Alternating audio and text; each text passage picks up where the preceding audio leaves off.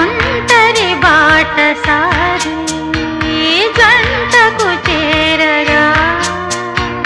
కంటికి పాపవైతే రెప్పగా మారనా తూరుపు నీవుగా రేపువ నేనుగా అల్లిక పాటగా పల్లవి ప్రేమగా ప్రేమించే పెదవులొకటై పొంగించే సుధలు మనవైతే జగతికే అతిథులే